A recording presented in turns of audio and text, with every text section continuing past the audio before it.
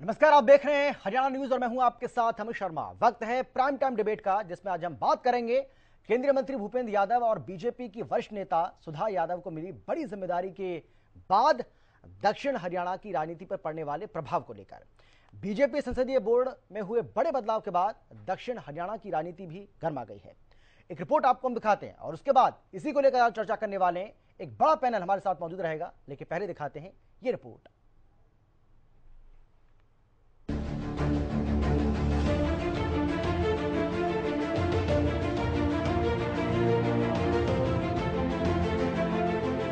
BJP संसदीय board में हुए बड़े बदलाव के बाद दक्षिण हरियाणा की राजनीति भी गर्मा गई है।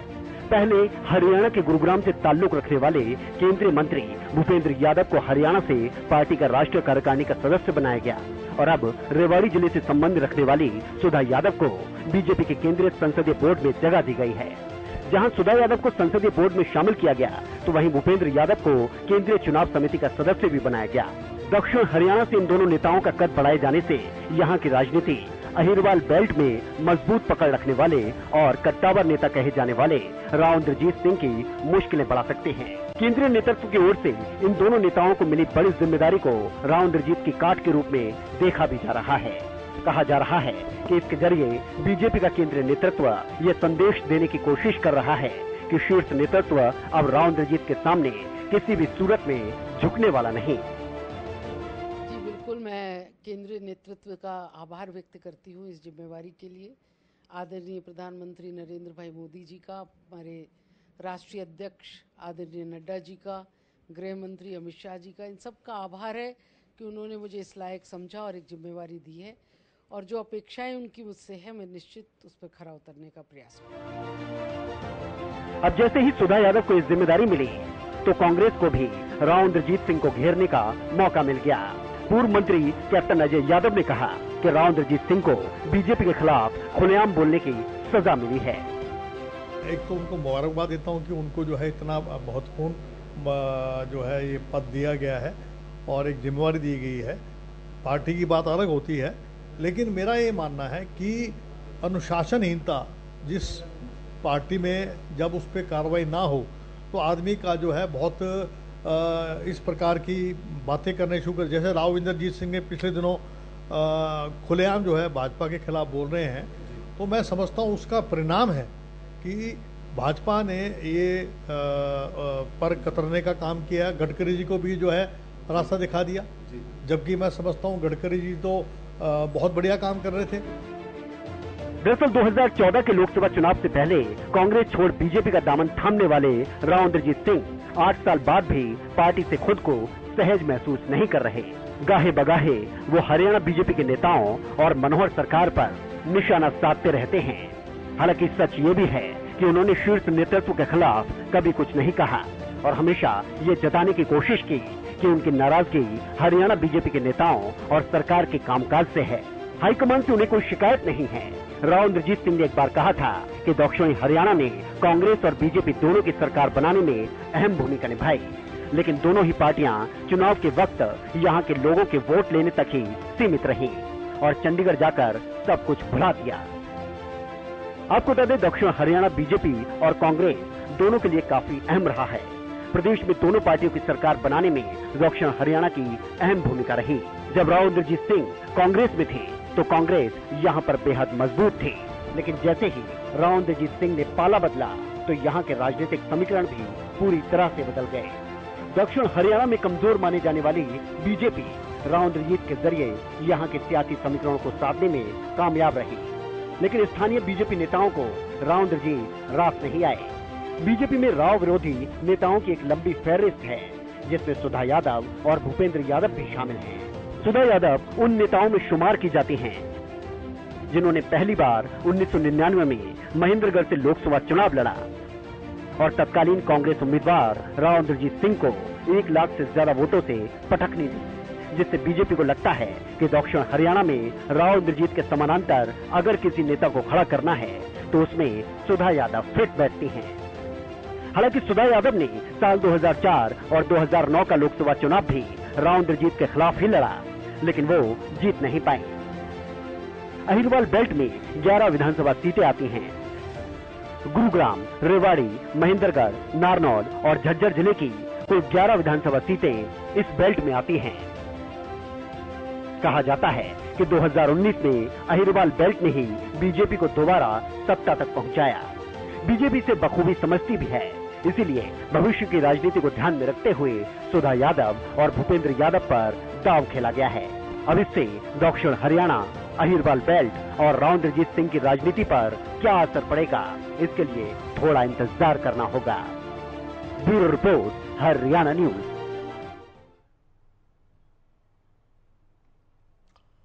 तो बिल्कुल यही आज हमारी चर्चा का विषय है, इसी को लेकर हम चर्चा करने वाले हैं। लेकिन कौन कौन खास मेहमान हमारे साथ मौजूद हैं, सबसे पहले उनसे आपको हम परिचय करा देते हैं।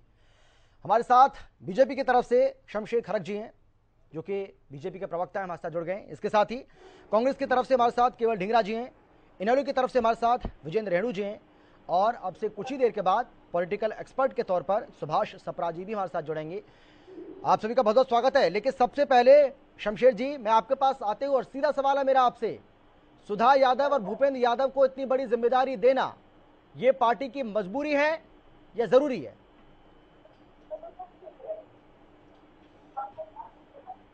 देखिए, भारतीय जनता पार्टी कार्यकर्ताओं पर आधारित पार्टी है। भारतीय जनता पार्टी का कार्यकर्ता सबसे पहले देश और उसके बाद अपनी पार्टी को मां समझता है, और हर उस अनुशासित कार्यकर्ता और जो पार्टी को 100% अपना समय देता है, और जो पूर्ण रूप से जिस प्रकार से हमारे आदरणीय धनखड़ जी कहते हैं कि बेस्ट दो और बेस्ट लो, यही कार्यकर्ता की पहचान है।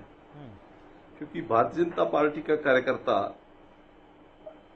अपने संगठन को मजबूत करने के लिए जी जान से लगा रहता है। उसकी कोई अपनी ज्यादा सी इच्छा नहीं होती।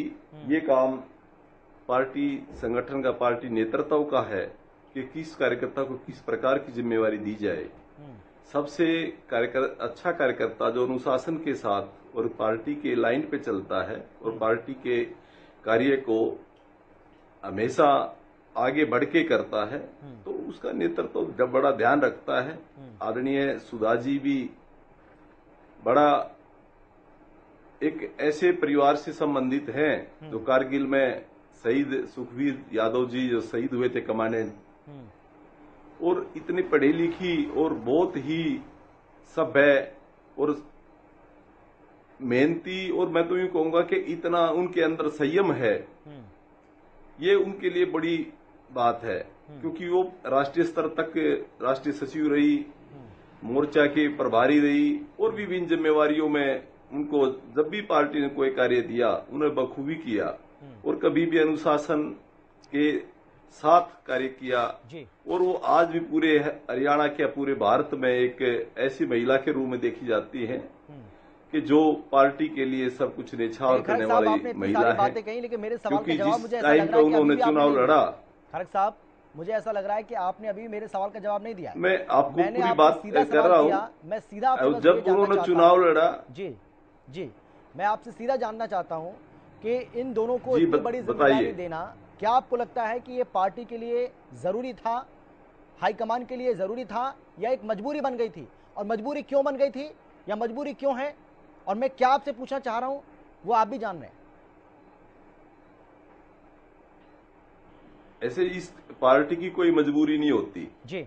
पार्टी एक अच्छे कार्यकर्ता को अच्छी जिम्मेवारी देती है, उसे एक मेहनती और एक योग्य कार्यकर्ता को उसकी योग्यता के अनुसार उसको, चाहे आप इनाम कहो या उसको पद कहो या उसको जिम्मेवारी कहो या पार्टी के विकास की बात कहो आपके पास, या एक राष्ट्रीय नेतृत्व की बात कहो। जी ठीक है, मैं आता हूं आपके पास।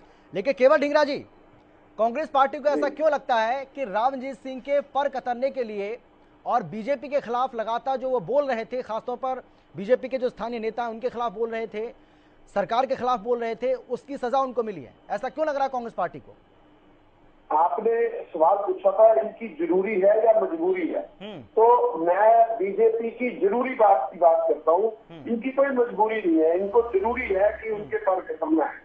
उसका रीजन ये है कि जिस तरीके से सुधा यादव जो संसदीय बोर्ड की बीजेपी की मेंबर बनाई गई और राष्ट्रीय कार्यकारिणी के जो मंत्री भूपेंद्र यादव जी को आगे किया गया और वो बनाया गया उनको, तो ये बेसिकली इंद्रजीत को भेजने का काम है।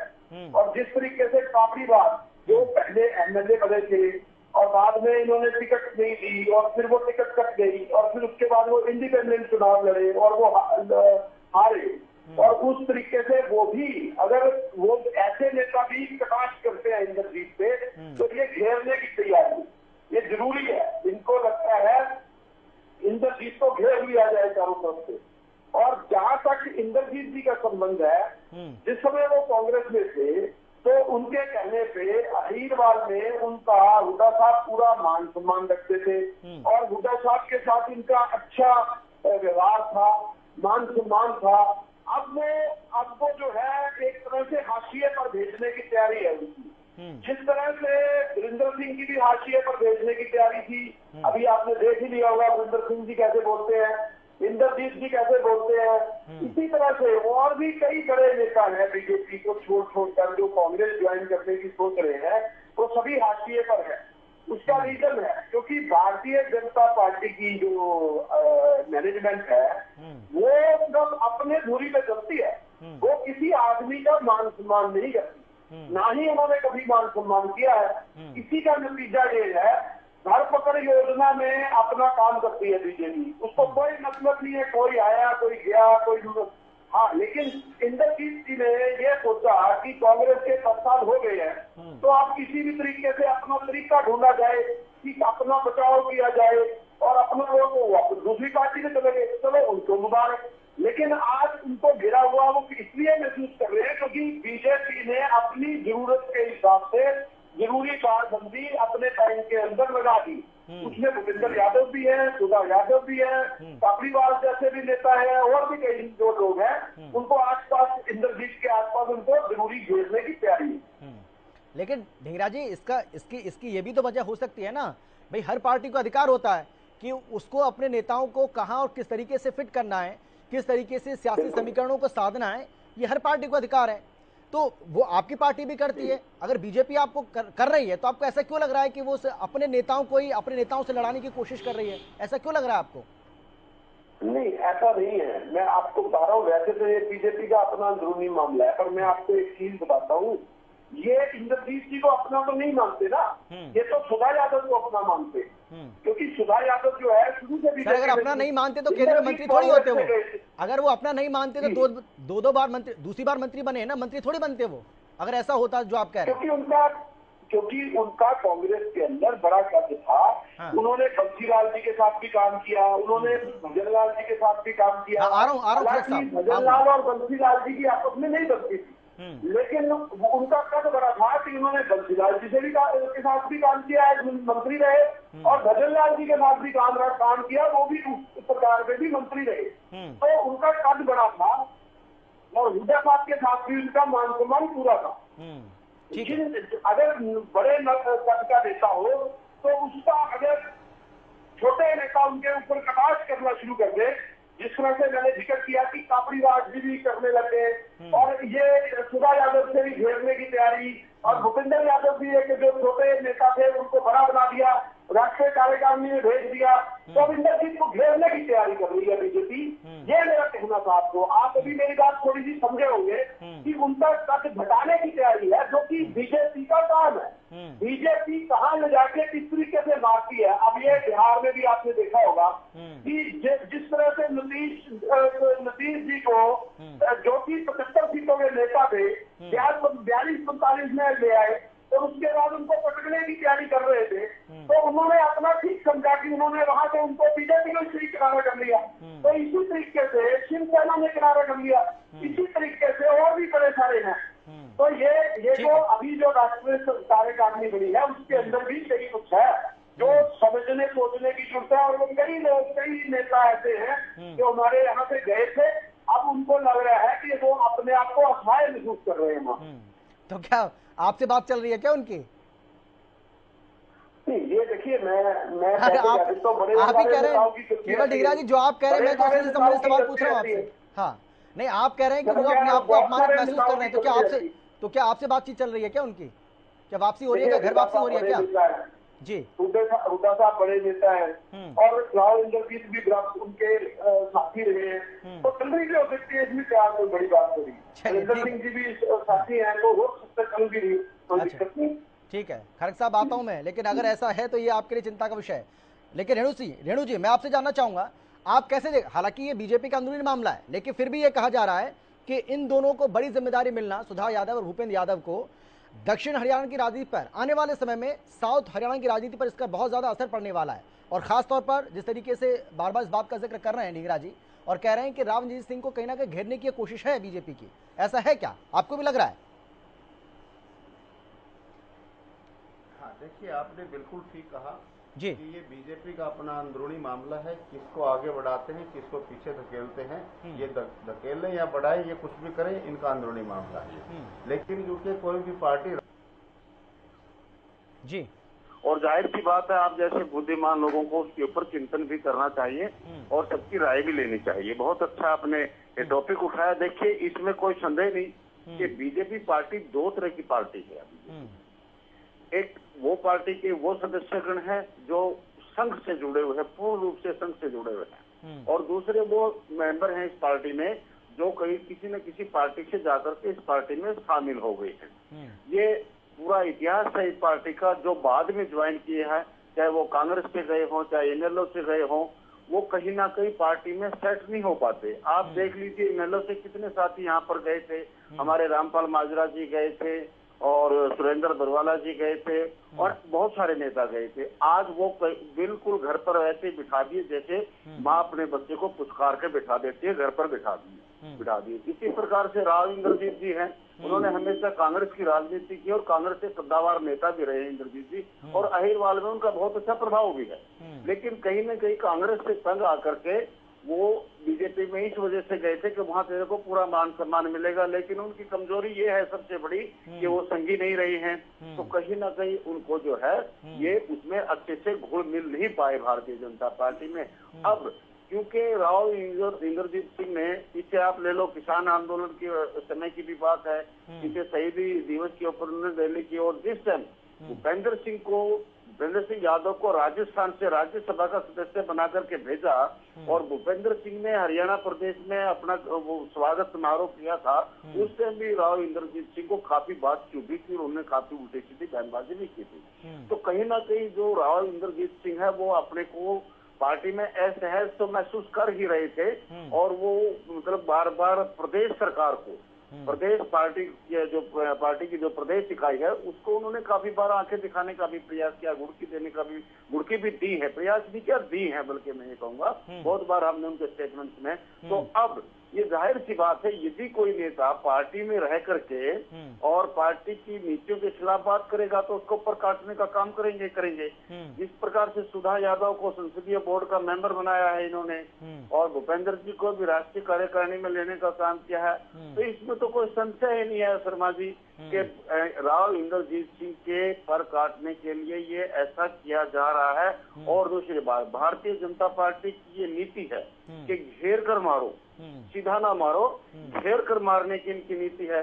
जिस प्रकार से अपना महाराष्ट्र में ले लो, उन्होंने पूरा प्रयास किया और प्रयास इनका सफल भी हुआ, और उद्धव ठाकरे जी को इस प्रकार से घेर करके मार दिया इन्होंने, वो बेचारे को पता ही नहीं लगा कब मार गए और कब छोड़। ठीक है रेणु जी, आता हूं मैं आपके पास। हाँ ठीक है, हाँ मैं लौटता हूं आपके पास। खड़ग साहब मैं आपके पास भी आ रहा हूं, लेकिन सुभाष जी, पॉलिटिकल एक्सपर्ट के तौर पर आप कैसे देख रहे हैं इस पूरे मामले को, जो कहा जा रहा है, और सियासी गलियारों में इन दोनों की नियुक्ति होने के बाद, इन दोनों को बड़ी जिम्मेदारी मिलने के बाद जो चर्चा चल रही है राव इंद्रजीत सिंह को लेकर, इसमें आपको किसी तरह की कोई सच्चाई नजर आती भी है, या आपको लगता है कि नहीं ये सब बेकार है, बेकार की बात है, ऐसा कुछ नहीं? देखो, भारतीय जनता पार्टी की केंद्रीय संसदीय बोर्ड ये सबसे बड़ा बोर्ड है जिसमें 11 सदस्य हैं, और उसी तरह से जो केंद्रीय चुनाव समिति है इसमें 15 सदस्य का भी इन्होंने जो है उसमें चयन किया है। सबसे बड़ी बॉडी इसलिए है, कोई भी बड़ा डिसीजन पूरी की पूरी जो पार्टी को कौन चलाता है, यही दोनों बोर्ड चलाते हैं, और टिकट्स कौन देता है, आखिरी फैसला कौन करता है, वो उसकी चुनाव समिति करती है।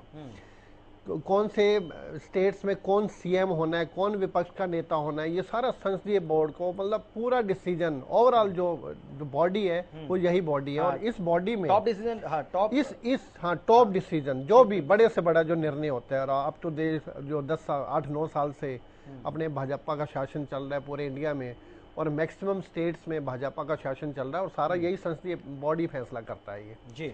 अब इसमें सुधा यादव जी की संसदीय बोर्ड में उनको मेंबर बनाना, उसी तरह से इसमें चुनाव समिति में भी लेना, और भूपेंद्र यादव जी को चुनाव समिति में लेना। पहले उनको मेंबर, पहले वो राज्यसभा से मेंबर भी है और मंत्री भी हैं। पीछे अभी हमारे बिल्कुल साथी बता रहे थे रेडू साहब, जब ये बनाए और जब मंत्री बनाए और इनका जो स्वागत समारोह हुआ, जिसकी चर्चा पूरे हरियाणा में तो हुई बाहर भी हुई, और उसका जो सबसे जो ज्यादा जो नुकसान है, जो चर्चा हुई, वो राव इंद्रजीत वर्सेस भूपेंद्र यादव की हुई। और अभी भी यही चर्चा है। बिल्कुल सभी हमारे साथी, मैं इनसे बिल्कुल संतुष्ट हूँ, चाहे वो हमारे बीजेपी वाले साथी कुछ भी कहे, कांग्रेस के साथी बिल्कुल सही कह रहे हैं। क्योंकि देखो, राव इंद्रजीत जी अब पहले ये कांग्रेस में थे, उसके बाद ये 2014 में इन्होंने बीजेपी ज्वाइन कर ली, और बीजेपी ने पूरा इनको महत्व दिया, दोनों बार कॉन्टिन्यू इनको मंत्री बनाया। कांग्रेस में भी ये मंत्री रहे। सुधा यादव जी भी इनको 1999 में हरा चुकी हैं। अब ये बड़े नेता हैं, इसमें कोई दो राय नहीं है। दक्षिण हरियाणा में जहाँ पे बिल्कुल ये 11 सीटें विधानसभा की भी हैं, इनका पूरा जो है होल्ड है एक तरह से, इनके कदावर नेता, और इनके सामने कोई राव, कोई यादव नेता है टिक नहीं पाता, और ये हमेशा यही बनते रहे हैं। मतलब किसी भी पार्टी से आते हैं तो ठप्पा इनका लग जाता है और ये चुनाव जीत जाते हैं। बिल्कुल। अब इसमें अब सबसे बड़ी बात ये है, इतना मंत्री रहते हुए भी अनुशासनहीनता करना, जिसे भाजपा सहन नहीं करती। अभी सीएम साहब का प्रोग्राम था गुड़गांव में, सीएम साहब के बिल्कुल बैठते हुए भी उनकी पॉलिसीज का ये जो है ना, उस टाइम जो मतलब जो है ना निरादर कर रहे थे, उसकी आलोचना कर रहे थे। अभी 2 दिन पहले अभी रेवाड़ी में प्रोग्राम था, वहां बोल रहे हैं जी बीजेपी के कैंडिडेट्स को, तो जो बीजेपी में जयचंद है उन्होंने इलेक्शन हराया है, और आज सभी न्यूज़पेपर में वो छपा हुआ है। ये कप्तान अजय सिंह जी यादव भी बयान दे रहे थे, कापड़ीवास जी का भी मैं बयान दे रहा था, वो यही चर्चा हो रही है। वो जो अरविंद जो हरको के जो चेयरमैन है अरविंद यादव जी, उनका बयान है जी जयचंद तो आप हो। तो ये टाइम टू टाइम, अब मुझे याद आ रहा है अटल बिहारी वाजपेयी के बारे में गोविंदाचार्य जी ने बयान दिया था, और गोविंदाचार्य जी को बिल्कुल पूरे स्पष्टीकरण देते रहे, परंतु वो समझो बनवास ही ले गए जी, वो तो जो है ना। अब वही हाल अब यहाँ रहते हुए वो सीएम साहब से लोहा लेते हैं, अपने मनोहर लाल जी से उनकी जो है ना आलोचना करते हैं उनकी, जो है मतलब इसका क्या मतलब होता है। गवर्नमेंट कोई भी पार्टी हो सहन नहीं करना चाहिए, और सहन नहीं करती। अब इनका कद इन्होंने बढ़ाया है। सुधा यादव जी पहले राष्ट्रीय सचिव भी रही हैं और एमपी भी रही हैं, और देखो ओबीसी से आती हैं, और सबसे बड़ी बात है महिला है। पहले सुषमा स्वराज जी के निधन के बाद एक महिला इनको जो है ना ये इसमें एंट्री किया, और एक तरह से महिलाओं को भी इन्होंने जो है ना नेतृत्व दिया है, और सारे जातिगत संतुलन भी रखते हुए वो उनको भी इन्होंने ध्यान रखा है। पूरे हर कोने को इन्होंने टच किया है इसमें हमारे इंडिया में। और जहाँ साउथ हरियाणा को तो हम बधाई देते हैं, साउथ हरियाणा के लिए इतने बड़ी बॉडीज में अपने दक्षिण हरियाणा को इतना महत्व देना। भूपेंद्र यादव जी पहले मंत्री हैं, गुड़गांव से रहते हैं, हरियाणा से, अपने दक्षिण हरियाणा से आते हैं। उसी तरह से सुधा यादव जी रेवाड़ी से हैं, तो दक्षिण हरियाणा की तो बल्ले बल्ले हुई पड़ी है इस टाइम है। और ये सच्चाई है। मैं हमारे जो साथी हैं, क्योंकि जिस तरह से राव इंद्रजीत जी टाइम टू टाइम बोलते हैं, उसका पर तो कतरने पड़ेंगे जी। कोई भी हो पार्टी, उसको सहन कितना वो सहन करेंगे। ठीक है, तो साहब इसका मतलब यही है कि भाई आप ज्यादा बोल रहे थे, अनुशासनहीनता पार्टी में बर्दाश्त नहीं की जाएगी, ये तो आप लोग पहले से कहते रहे, बीजेपी के बड़े बड़े नेता इस बात को कहते रहे, तो उसी का नतीजा है क्या ये, या जो आप पहले कह रहे थे वो?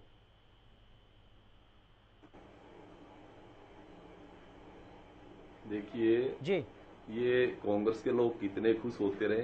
चाहिए तो इन्होंने ये था कि हमारे हरियाणा की एक ऐसी लेडी, ऐसी महिला बहन सुधा यादव जी, जो बीजेपी की सर्वोच्च जो 2 समिति हैं उनमें सदस्य बनी हैं, तो वो बधाई की पात्र है।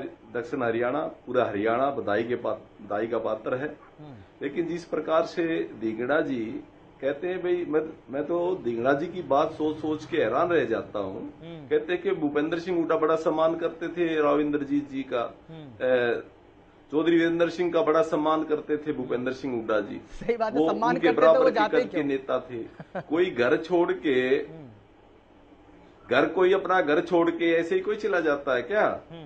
और जिस प्रकार ये अभी जब पूरा घर खाली हो चुका है, कांग्रेस का पूरा घर खाली हो चुका है, सभी लोग इधर से छोड़ के चले गए हैं। अब इनको राव इंद्रजीत जी का कद बहुत बड़ा दिखाई देता है। जब घर में थे तब सम्मान नहीं किया, चौधरी वीरेंद्र सिंह का कभी सम्मान नहीं किया, उनको केंद्रीय मंत्री नहीं बनने दिया, राव इंद्रजीत को कभी दक्षिण हरियाणा से बाहर निकलने नहीं दिया। आज कहते हैं वो हमारे बड़े नेता थे। देखो, भारतीय जनता पार्टी ने आज हमारे सम्मानित नेता हैं राव इंद्रजीत जी, और प्रधानमंत्री जी के साथ अटैच हैं, और उस समय समय पर प्रधानमंत्री जी से जेपी नड्डा जी से सबसे मिलते रहते हैं। कांग्रेस की तरह समय लेने की जरूरत नहीं पड़ती उनको। एक भाई और राहुल गांधी समय भी नहीं देता हरियाणा के नेताओं को, और यदि समय मिल भी जाता है तो चौधरी भूपेंद्र सिंह हुड्डा वहां मना कर देते हैं कि इसको समय नहीं देना है। तो अपनी पार्टी को संभालें, बीजेपी पे टोका टिप्पणी करने की बजाय बीजेपी एक अनुशासन से और एक बहुत ही ऐसी पार्टी है जहां पे विचार एक व्यक्ति नहीं करता, या फैसला सामूहिक तौर पे लिया जाता है और हर दृष्टि से देख के लिया जाता है। और केवल बीजेपी में व्यक्ति विशेष की पार्टी नहीं है ये। किसी नेता का कद कम करना और बढ़ाना ये कांग्रेस का खेल हो सकता है। भारतीय जनता पार्टी में किसी का कद कम करना और बढ़ाना काम नहीं है। भारतीय जनता पार्टी में उचित कार्यकर्ता को, उचित व्यक्ति को उचित जिम्मेवारी देना, और सबका साथ और सबका विकास लेके चलना, और सबको साथ लेके और सबका सामूहिक फैसला करना, ये भारतीय जनता पार्टी की प्रणाली रही है। और कांग्रेस को जिस प्रकार का एक निजी सेनाएं हैं, कभी उधर किरण चौधरी की सेना है, उधर भूपेंद्र सिंह हुड्डा की सेना है, और इनको अपने परिवार के अलावा, कोई दीपेंद्र के अलावा भूपेंद्र सिंह हुड्डा को कुछ नजर नहीं आता, तो ये इनकी सोच हो सकती है। मैं मना नहीं करता इस चीज को कि भूपेंद्र सिंह हुड्डा अपने परिवार का क्यों ना ख्याल करे, क्योंकि जब सोनिया गांधी जी राहुल गांधी का ख्याल करते तो भूपेंद्र सिंह हुड्डा अपने दीपेंद्र का ख्याल करेगा। लेकिन भारतीय जनता पार्टी में ऐसा नहीं है। भारतीय जनता पार्टी कार्यकर्ताओं का आधारित पार्टी है, हर कार्यकर्ता का नेतृत्व ख्याल करता है। खड़ग साहब, तो क्या आप ये कहना चाह रहे हैं कि राव इंद्रजीत सिंह को भी आरती राव की चिंता है? क्या आप ये कह रहे हैं? जिस तरीके से आपने उदाहरण दिया कि भूपेंद्र राव इंद्रजीत सिंह हमारी पार्टी के सम्मानित नेता है, और उनका पूरा सम्मान। हाँ, मैं खड़ग साहब इसीलिए तो आपसे पूछ रहा हूँ, ये कई मौकों पर देखने को मिला है जिसमें ऐसा लगता है कि अपनी बेटी के करियर को लेकर वो चिंतित हैं, और उनका जो दुख है वो कई बार देखने को मिला है कई मंचों से, वो आपने भी देखा होगा। देखिए ये राव साहब की अपनी सोच हो सकती है, लेकिन राव साहब ने कभी पब्लिक में या कोई इस तरह का कोई बयान नहीं दिया। उन्होंने पार्टी के सामने अपना पक्ष रखा, पार्टी ने उस पर क्या निर्णय लिया वो पार्टी का निर्णय है। राव साहब ने किसी प्रकार का कोई विरोध नहीं किया। ये खाली पॉलिटिकल जो ड्रामा कांग्रेस करती है, वो उसका जो मंसूबा है वो कभी कामयाब नहीं होगा। राव इंद्रजीत सिंह जी को पूरा मान सम्मान है, और आज दक्षिण हरियाणा में 2 मंत्री हैं, ओम प्रकाश जी हैं, डॉक्टर बनवारी लाल जी हैं, कितने वहां पे विकास के कार्य हो रहे हैं। खड़ग साहब अभी ढींगरा जी तो ब्रेकिंग न्यूज दे रहे थे, वो तो ये कह रहे हैं कि जिस तरीके से आप और हाँ, मैं एक बात और ढींगरा जी को बताना चाहता हूँ कि भूपेंद्र यादव जी हरियाणा के ही मूल निवासी हैं, और यदि कोई व्यक्ति किसी अच्छे पद पर पहुंचता है तो उसके क्षेत्र के लोग स्वागत करते हैं। इसको अन्यथा ना देखा जाए, इसको कहीं किसी का कम करना कद और किसी का बढ़ाना ये पार्टी का काम नहीं है। पार्टी कार्यकर्ता को काम देती है और काम कार्यकर्ता से लेती है, और इसी से संगठन मजबूत होता है। लेकिन खड़ग साहब, ढींगरा जी तो ये कह रहे हैं कि जिस तरीके से आप राव इंद्रजीत सिंह को अपमानित कर रहे हैं, हो सकता है भूपेश सिंह हुड्डा उनकी बातचीत चल रही हो, ये तो ब्रेकिंग न्यूज दे रहे हैं। नहीं, ये इनका मन का खाली पुलाव है। राव इंद्रजीत जी अच्छी तरह समझते हैं भूपेंद्र सिंह हुड्डा को, और वो उनको पता है बीजेपी ने उनको कितना मान सम्मान दिया है, और इस प्रकार की ये केवल धिंगड़ा जी अफवाहें फैलाने में एक्सपर्ट हैं, और वो इधर उधर की बातें करके चैनल पे कुछ न कुछ फैलाने की कोशिश करते हैं, जो इनको कभी इन्होंने तो चौधरी कुलदीप बिश्नोई जी को भी इन्होंने कहा था बड़ा नेता है, बातचीत चल रही है हमारी, ये चल रही है, वो उनका सम्मान करेंगे, ये करेंगे, जबकि राहुल गांधी से मिलने तक नहीं दिया इन्होंने। ये किस सम्मान की बात करते हैं? कांग्रेस में किसी का सम्मान नहीं, वहां पे तो लठ तंत्र चलता है, वहां पे निजी सेनाएं हैं, जिसकी लाठी उसकी भैंस। इस तरह का कार्य कोई संगठन नहीं है कांग्रेस में कोई संगठन के किसी कार्यकर्ता की वैल्यू नहीं है, कार्यकर्ता को काम नहीं दिया जाता। ये बात तो सही है, अभी इस बात को तो सही कह रहे हैं। कितने दिन से अध्यक्ष बन नहीं अध्यक्ष और 4 कार्यकारी अध्यक्ष बन चुके हैं, आज तक एक भी नियुक्ति इनकी हुई हो? इनके प्रवक्ताओं की 3 बार लिस्ट फट के दूसरी लिस्ट आई है, ये भी धिंगड़ा जी को पता है। कितनी बड़ी बड़ी लिस्टें कैसे इनको चेंज करते रहते हैं ये लोग। यहाँ पे किस प्रकार की निजी विचारधारा है इनकी, और कोई किसी से पार्टी से इनका कोई लेना देना नहीं है। ठीक है, लेकिन केवल धिंगड़ा जी, ये बात तो सही है, खाली होती जा रही है पूरे भारत में। कांग्रेस अब जितना कांग्रेस के नेता पार्टी छोड़ के जा रहे हैं, वो यदि उनका सम्मान होता तो वो पार्टी क्यों छोड़ के जाते? खड़ग साहब मैं लौटूंगा आपके पास। समझ में आएगा आपकी। हाँ ठीक है, वो चुप हो गए। मैं ये कह रहा हूँ केवल धिंगड़ा जी कि जितना प्यार अभी राजनीति सिंह के लिए आपका उमड़ रहा है, या पार्टी का उमड़ रहा है आपकी पार्टी का, उतना प्यार अगर आप पहले जताते तो हो सकता है वो पाला न बदलते। भाई अगर आप ये कह रहे हैं कि बीजेपी उनको अपमानित कर रही है, तो सम्मान तो आपने भी नहीं दिया ना, इसीलिए तो पाला बदला उन्होंने। नहीं, क्या जरूरत थी उनको? नहीं, वो महत्वाकांक्षाओं ने पाला बदला, क्योंकि कांग्रेस के 10 साल पूरे हो चुके थे, मैंने आपको पहले भी बताया जी। लेकिन अब जो मामला है, आज जो टाइम है, वो ये है कि उनको घेरने की तैयारी हो रही है, और वो घेरा जा रहा है और घेर लिया गया है।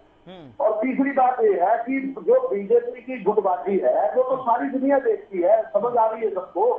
ये गुटबाजी के अंदर इंद्रजीत के साथ हो रही है, वीरेंद्र सिंह के साथ हो रही है, ईश्वर सिंह जो थे पिछले दिनों वो कैप्टन से वो से बोल रहे थे, अरविंद शर्मा रोहतक से बोल रहे थे, राधेश्याम शर्मा पार्टी छोड़ के चले गए, राम भगत शर्मा पार्टी छोड़ के कांग्रेस ज्वाइन कर गए। 2 आदमी तो ज्वाइन कर चुके एक्सटर्नल रेंज के, और बाकी के जो है वो गुटबाजी का शिकार हो रहे हैं, और बीजेपी उनको घेर के मारने का तैयार कर रही है काम।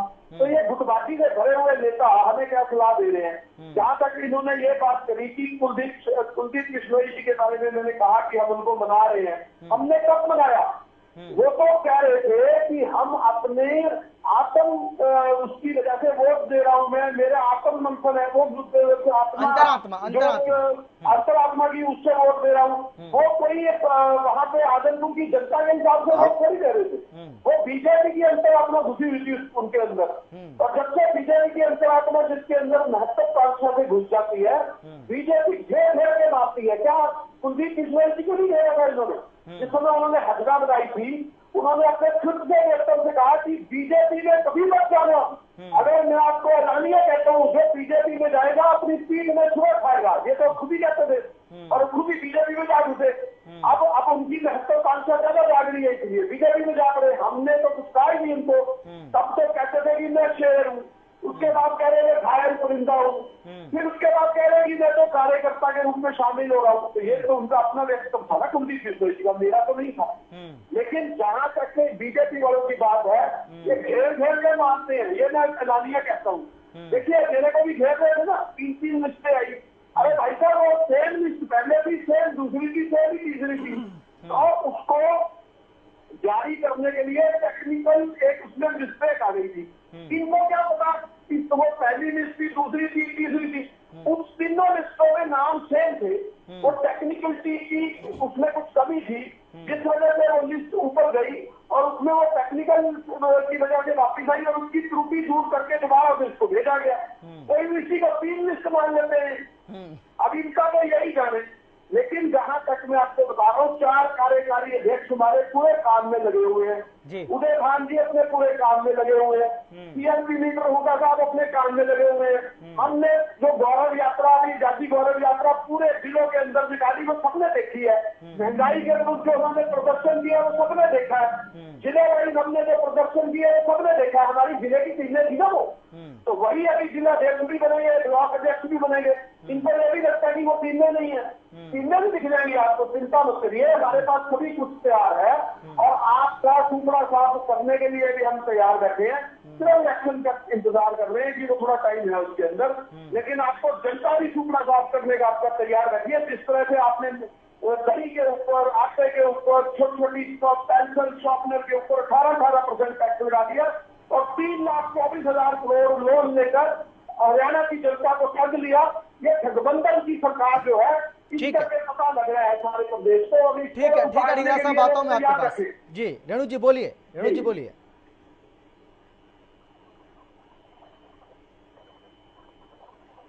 देश और अपने प्रदेश हरियाणा में, और अब बीजेपी का जो कारगुजारियों का घड़ा था वो भर चुका है। अच्छा, अब वो घड़ा फटने वाला है, जिसके उदाहरण आपके सामने आने भी शुरू हो गए हैं। और चाहे वो बिहार का आप उदाहरण ले लीजिए, हरियाणा में भी जैसे राव इंद्रजीत सिंह ने अपनी बात कहनी शुरू कर दी है। तो ये घड़ा भरा है तो ये फटेगा। राम भगत जी चले गए, शर्मा जी, राधे श्याम जी चले गए। तो अब जब घड़ा भर जाता तो फटता, और फटता है तो घड़े के अंदर का सामान बिखर जाता है। अब वो सामान बिखरना है, क्योंकि जिस प्रकार से ये 8 साल के शासन में जन विरोधी नीतियों को लागू करने का काम किया, हरियाणा प्रदेश को बैक फुट पर इतना पीछे ले गए कि वहाँ आखिर में कहते हैं ना कि हिट के कमर लगना, हिट के कमर लगा दी हरियाणा प्रदेश की। तो अब लोगों को लग रहा है कि 2024 में हरियाणा प्रदेश की जनता भारतीय जनता पार्टी और गठबंधन सरकार को मुंह लगाने वाली नहीं है। इसलिए जो नेता महत्वाकांक्षी होते हैं वो दाएं बाएं अपनी जगह तलाशना उन्होंने शुरू कर दिया। और बहुत जल्दी जब 6 महीने रह जाएंगे चुनाव के, तो देखना ये घड़ा किस प्रकार से टूटता है। लेकिन साउथ हरियाणा की जो बात करते हैं सर, साउथ हरियाणा की जो बात करते हैं, तो वहां पर तो आपको भी बहुत कुछ करना बाकी है अभी तो। हाँ देखिए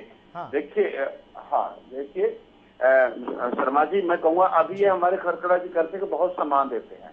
हमारे इंडियन नेशनल लोकदल के पार्टी के बहुत सारे वरिष्ठ नेतागण वो इस उम्मीद और आश और भरोसे के साथ भारतीय जनता पार्टी में गए थे कि वहाँ हमारे को जो ना फूलों की माला पहनाई जाएंगी और हमारे को बहुत बड़ा सम्मान मिलेगा। लेकिन उनमें से एक भी नेता अगर दोबारा फूट के भी वो जमा हो तो सारे के सारे घर बिठाने का काम किया। मैंने स्टार्टिंग में कहा था कि 2 तरह की भाजपा है, एक संघी भाजपा है और एक इधर उधर से आए हुए भाजपा है। तो इधर उधर से जो जाते हैं भाजपा में उनको न कभी सम्मान मिला और न ही मिलेगा। तो देखिए कितने वरिष्ठ नेता को 2009 में भारतीय जनता पार्टी को मात्र 4 सीटें विधानसभा की मिली थी और 2014 में इन्होंने भानुमती का कुनबा बढ़ा लिया, कहीं की ईंट कहीं का रोड़ा और पूरा कुनबा जोड़ लिया और ये 47 सीटें लेके और सरकार बनाने में कामयाब हो गई। लेकिन जो वो कुनबा जोड़ा था, कहीं की ईंट कहीं का रोड़ा जो था, वो सारा फूटेगा क्योंकि वो धड़ा भर चुका है, वो फूट जाएगा और जल्दी ही फूट करके वो उधर उधर जाएगा। इसी प्रकार से जो ये कह रहे हैं अपने केवल ढींगरा जी की बात मैं करूं तो कांग्रेस पार्टी की बात ये सही है, अगर इनको पहले सम्मान मिलता। जिस प्रकार से चौधरी वीरेंद्र सिंह को खूड़े लाइन लगाने का काम भूपेंद्र सिंह हुड्डा ने किया था, राव इंद्रजीत को, और केवल हुड्डा को छोड़कर के किस नेता को इन्होंने आगे करने का काम किया? केवल भूपेंद्र हुड्डा कांग्रेस यहाँ हरियाणा में बनाने का काम किया। अगर यहाँ सम्मान मिलता तो ये नहीं जाते वास्तव में। अभी ये हमारे साथी कह रहे हैं कि प्रवक्ताओं की लिस्ट इसलिए बार बार वापिस आ रही है क्योंकि उसमें टेक्निकल कमी थी। क्यों भाई, उस लिस्ट को कंप्यूटर था क्या वो, कि उसका कोई पार्ट खराब हो गया होगा, या कोई इंजन था वो कोई उसका पार्ट खराब हो गया होगा? क्या टेक्निकली कमी होती है? टेक्निकली कमी तो यही है कि आपस की फूट थी, उसने कहा मेरा आदमी नहीं लिया, उसने कहा मेरा आदमी नहीं लिया। ये तो टेक्निकल की बात बता देता हूँ आपको। हाँ, ये तो टेक्निकल मुझे ऐसा लगता है समय खराब नहीं करना चाहिए। प्रवक्ताओं की लिस्ट नेताओं की कमियों को, नेताओं की कमी है तो वो कमी साफ है। हरियाणा प्रदेश में चौधरी भूपेंद्र सिंह जी हुड्डा किसी को देखना ही पसंद नहीं करते। कितने नेताओं को आपके सामने उन्होंने पार्टी से निकलवाने का काम किया। और मैं बताता हूँ किस प्रकार से आपका राज्यसभा का चुनाव हारी है कांग्रेस पार्टी, उसमें भी देखना पिछले दिन क्या क्या रहस्य निकल करके आएंगे। 1-2 पत्ता उठाने से रहस्य नहीं खुलते हैं, अनेकों पत्ते उठेंगे तो देखना कुछ और ही निकलेगा उसके नीचे से। आपको त्रुटि बात हो गया। चलिए मैं आता हूँ, मैं आ रहा हूँ, आप दोनों के पास आ रहा हूँ। हाँ। उसमें जो कंप्यूटर मिस्टेक में वो नेशनल प्रवक्ता लिखा गया, उसमें स्टेट प्रवक्ता लिखना चाहिए त्रुटि थी उसमें। ठीक है। वो हाईकमान पे चली चलिए गई, कोई नहीं, कोई नहीं डिंगरा जी, डिंगरा जी उसमें स्टेट लिखा गया। आपको त्रुटि नहीं बता देता हूँ क्या है, मैं तो ठीक है देख रहा हूँ इस बात को। आपको ठीक है, मैं आता हूँ सर, मुद्दे से हमें नहीं भटकना है और वो विषय है भी नहीं, वो ठीक है। जी भाई देखो, इनको समझाना चाह रहा हूँ भाई अंततः अप्रूवल तो आपको ऊपर से लेना होगा, तो हम सभी जानते हैं, तो हो सकता है वहां से अप्रूवल ना। वो त्रुटि मैंने बता दिया, टेक्निकल मिस्टेक हो गया था। ठीक है, मैं आता हूँ आपके पास। सुभाषी मैं आपसे जानना चाहूंगा कि अगर इस बात में किसी तरह की कोई सच्चाई है कि रावनिधि सिंह के पर कतरने की कोशिश की जा रही है, उनको घेरने की कोशिश की जा रही है, उनकी ये घेराबंदी हो रही है, तो ये बात तो बीजेपी भी जानती है कि रावनिधि सिंह अभी भी कद्दावर नेता माने जाते हैं और वो तो दावा करते हैं 2019 में सरकार बनी है तो वो अहिवाल बेल्ट से बनी है। बीजेपी को ये ध्यान रखना पड़ेगा, चाहे वो 2019 हो 2014 हो, तो बीजेपी इस बात को बखूबी जानती है। तो क्या आपको लगता है कि ये वाकई में उनका कद कम करने की कोशिश की जा रही है, या वो चाहती है कि और भी नेता उनके साथ आकर एकजुट होकर सभी मिलकर लड़ें तो और ज्यादा मजबूत होगी पार्टी? आपको क्या लग रहा है? देखो नितिन गडकरी जी भाजपा के राष्ट्रीय अध्यक्ष रहे हैं और मोस्टली क्या होता है, जो पूर्व अध्यक्ष होता है वो संसदीय बोर्ड में होता है, जबकि उसका लिखित संविधान नहीं है। अब नितिन गडकरी जी की भी कई एक दो बार वो बयान दे चुके हैं जो आदरणीय नरेंद्र मोदी जी और अमित शाह को अच्छे नहीं लगे। एक तो 2018 में जब राजस्थान छत्तीसगढ़ ये हारे थे तो तब नितिन गडकरी जी ने बोला था भाई अगर जीत की जिम्मेवारी लेता है नेतृत्व जो सेंटर शीर्ष, तो हार की जिम्मेवारी भी लेनी चाहिए। बिल्कुल सही बात। इसी तरह से अभी भी एक इनका बयान आया था और उन दिनों ये अमित शाह जी उस टाइम भाजपा के अध्यक्ष थे तो वो उनको अच्छा नहीं लगा था, काफी उसकी आलोचना हुई थी, काफी चर्चा हुई थी। इसी तरह से अभी भी इन्होंने बयान दिया था। मैं तो यही समझता हूँ जिस तरह से नितिन गडकरी जी का नाम, क्योंकि सीनियर लीडर हैं, उनको हटाया, उसी तरह से राविंदर जी जो यहाँ का जो बयानबाजी करते हैं, टाइम टू टाइम करते रहते हैं, ये तो भाजपा के साथी को भी मानना पड़ेगा। मैंने उस दिन देखा था या सीएम साहब की रैली में, तो बिल्कुल स्पष्ट रूप से आलोचना करते हैं। मतलब जो हरियाणा की जो पॉलिसीज हैं, हरियाणा की जो प्लानिंग है, उसके बारे में बोलते रहते हैं, सिर्फ अपने को अलग शो करने के लिए से भाई मेरा भी कोई इंपॉर्टेंस है। ये भी जरूरी है भाई। दक्षिण हरियाणा में ये मैंने पहले बताया भाई कद्दावर नेता है और सारी की सारी देखो सीटें जीती है उन्होंने। पीछे सत्ता जो भाजपा सत्ता में है, चाहे वो 75 का नारा लगा के 40 पे सिमटी, और सबसे बड़ी बात है सारे चेहरे इन्होंने बदले हैं। चेहरे बदलने के बाद वो 40 पे आई है। गुड़गांव का चेहरा बदला है, रणधीर अपने रेवाड़ी का चेहरा बदल दिया, बादशाहपुर का चेहरा बदल दिया, तभी जीते हैं। वहां पे तो सिर्फ रामविलास शर्मा जी हारे हैं चुनाव, नहीं तो सारे के सारे वहां पे सारी बेल्ट जीत ली उन्होंने। महेंद्रगढ़ में भी नारनौल जीत गए, नांगल चौधरी जीत गए। ये ठीक है, क्योंकि आज सत्ता में अगर भाजपा है तो अहीरवाल की वजह से है, और अहीरवाल में अपने राविंदर जी इनका महत्व है, इसमें कोई दो राय नहीं है। परंतु ये टाइम टू टाइम आलोचना करना ये किसको सुहाएगा? मनोहर लाल जी हमारे सीएम साहब है, उनको क्यों सुहाएगा, या भाजपा को क्यों सुहाएगा? क्या इसका मैसेज ऊपर नहीं जाता क्या? सेंट्रल बॉडी में नहीं जाता? सेंट्रल बॉडी प्राइम मिनिस्टर साहब के पास नहीं जाता क्या? अमित शाह के पास नहीं जाता? सीएम साहब पूरी रिपोर्ट देते हैं, यहाँ की भाजपा की पूरी रिपोर्ट जाती है भाई राविंदर जी क्या बोल रहे हैं, और स्पष्ट रूप से बोलते हैं। और कौन चाहेगा?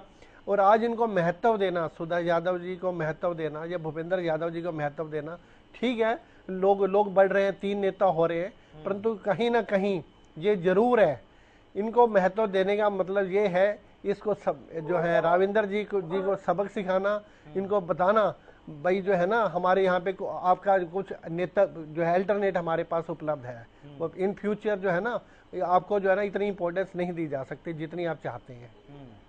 ठीक है, तो खड़ग साहब ये माना जाए कि कहीं ना कहीं जो पर कतरने की बात तो कही जा रही है, लेकिन ये भी एक संदेश देने की कोशिश की जा रही है कि भैया पार्टी से बड़ा कोई नहीं है।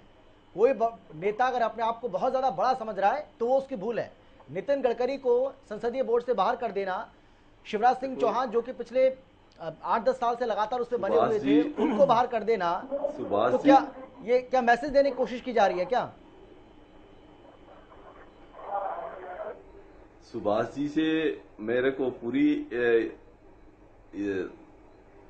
सहमति है, आस थी कि वो बिल्कुल न्याय करेंगे। लेकिन न्याय नहीं किया, अन्याय किया। लेकिन जिस प्रकार से उन्होंने कांग्रेस का थोड़ा सा पलड़ा भारी दिखा उनकी तरफ से। चलो उनकी अपनी सोच है, कह सकते हैं, लेकिन ये एक सच्चाई है कि कोई भी पार्टी अपने संगठन को मजबूत करने के लिए अपने अच्छे कार्यकर्ताओं को आगे लेके आती है। और मैं एक दावे के साथ कह सकता हूं कि भारतीय जनता पार्टी में किसी का कद कम करना और किसी का कद बढ़ाना, साहब मैं ये जानना चाहूंगा आपसे, ऐसा कोई खेल है नहीं और ना खेल। राव इंद्रजीत सिंह के जो बयान हैं, आपको लगता है कि वाकई में वो पार्टी को असहज करते हैं, वो परेशान करते हैं, हैरान वो करते हैं बयान, और इसी वजह से कहीं ना कहीं ये सब घेराबंदी हो रही है? कुछ चीजें शर्मा जी, कुछ चीजें ऐसी होती हैं, कोई व्यक्तिगत भी अपनी बात रख सकता है, क्योंकि ये पार्टी में, हमारी पार्टी में लोकतंत्र है, और लोकतंत्र के नाते कोई मान लिया अपनी बात रखना चाहता है तो रख भी सकता है। वो पार्टी ने देखना है कि वो उसके जो बयान सही है या गलत है। लेकिन हमारी पार्टी में नीचे से ऊपर तक संगठन में लोकतंत्र है और कार्यकर्ता की सुनी जाती है। कार्यकर्ता को दबाया नहीं जाता, वो कार्यकर्ता पे डिपेंड करता है कि वो पार्टी लाइन में बोल रहा है और पार्टी लाइन से बाहर बोल रहा है, वो कार्यकर्ता पे डिपेंड करता है, लेकिन किसी को रोका नहीं जाता। और बीजेपी में अनुशासन को बहुत महत्व देती है पार्टी, और कार्यकर्ता को भी बहुत महत्व मिलता है। और एक अच्छे कार्यकर्ता को, मैं तो मुर्मू जी की बात करता हूं जो राष्ट्रपति तक पहुंच गई। अब मेरे साथी कह रहे थे कि जो दूसरी पार्टी से आए हुए लोग हैं उनको बीजेपी में जगह नहीं मिलती। आदरणीय जेपी दलाल जी हमारे कृषि मंत्री हैं, वो भी किसी दूसरी पार्टी से आए थे। जो आज हमारे राष्ट्रपति हैं जयदीप धनखड़ जी, वो भी चौधरी देवीलाल जी के साथ उन्होंने राजनीति शुरू की थी। बहुत से ऐसे उदाहरण मैं आपको गिनवा सकता हूं, क्योंकि समय का अभाव है, जो दूसरी पार्टी से आए और बीजेपी में होके चले और वो शीर्ष नेतृत्व तक पहुंचे। ये अलग बात है, कोई आदमी अपने ढंग से पार्टी को चलाना चाहे तो शायद वो संभव नहीं है, लेकिन पार्टी के सिस्टम से चलती है, पार्टी के अपनी विचारधारा से चलती है। और जो पार्टी में रह के पार्टी में हो जाएगा उसका कभी भी कोई कद नीचा कर नहीं सकता, उसका विकास होगा, वो सर्वोच्च पद तक पहुंचेगा और उसको पूरा मान सम्मान मिलेगा। लेकिन कोई पार्टी को अपने हिसाब से चलाना चाहे, क्योंकि बीजेपी एक कार्यकर्ता आधारित पार्टी है, यहाँ सामूहिक फैसले लिए जाते हैं और सबको ध्यान में रख के फैसले लिए जाते हैं। कोई व्यक्ति विशेष की पार्टी नहीं है, न किसी व्यक्ति विशेष की, ना किसी परिवार की पार्टी है, ये कार्यकर्ताओं की पार्टी है। इसमें हर कार्यकर्ता की सुनी जाती है, हर कार्यकर्ता को राष्ट्रपति और राष्ट्रपति तक पहुंचने का समय मिलता है। और सुधा जी का कोई पॉलिटिकल बैकग्राउंड न होने के बावजूद भी आज वो सर्वोच्च एक जो समिति है उसमें, चुनाव समिति में और संसदीय जो समिति हमारी, उसमें स्थान मिला है। ये हमारे हरियाणा के लिए बड़े गौरव की बात है, अहिरवाल के लिए बड़ी गौरव की बात। ठीक है, निगरा साहब बोलिए, कुछ कहना चाह रहे हैं आप? और दूसरे साथ आता हूं, संघ जो है ये संघियों की पार्टी है, ये बीजेपी नहीं है, ये गला घोटू पार्टी है। गला घोट देती है अगर कोई आदमी कोई खिलाफ बोलता है। ये आपका गला घुट रहा होगा ना। अरे ढींगड़ा जी, आप बार बार इस तरह की बातें करते हो। नहीं, सुनिए मेरी सुनिए। आपका गला घुट रहा है क्या? आपको कोई दिक्कत है क्या? आपको दिक्कत नहीं, क्या शब्द बोल रहे हो आप? आप बोलने से पहले थोड़ा सा सोचा भी करो। आप प्रवक्ता है, आप कांग्रेस, अरे कांग्रेस के राष्ट्रीय पार्टी है, उसके प्रवक्ता है आप थोड़ा सा शब्दों का चयन अच्छा करिए, शब्दों का चयन अच्छा करिए। ये आपका शब्दों का चयन नहीं है, तो लगता नहीं भाई आप इतने, आप शब्दों का चयन सही करिए, आप अपने शब्दों का चयन सही करिए। आप पार्टी का पक्ष रखिए, ना कि किसी को अपमानित करने का काम मत करिए। आप पार्टी का पक्ष रखिए। आप ये जो शब्द यूज करते हो ये बिल्कुल गलत है। और एंकर अभी जी आपसे भी निवेदन है मेरा, इस तरह के शब्द यूज। सभी का धन्यवाद सर, मेरे पास समय नहीं बचा है, माफी के साथ आप सभी को मैं रोक रहा हूँ। लेकिन बड़ा सवाल यही है कि जो राजनीतिक गलियार में चर्चा चल रही है उसमें क्या किसी तरह की कोई सच्चाई है भी या नहीं, ये फैसला आप भी कर सकते हैं। आप भी, क्योंकि हमें अच्छे से पता है राजनीति को बखूबी, आप समझते भी हैं। फिलहाल इतना ही, छोटे से ब्रेक के बाद जल्द लौट रहे हैं, आप देखते रहिए हरियाणा न्यूज़।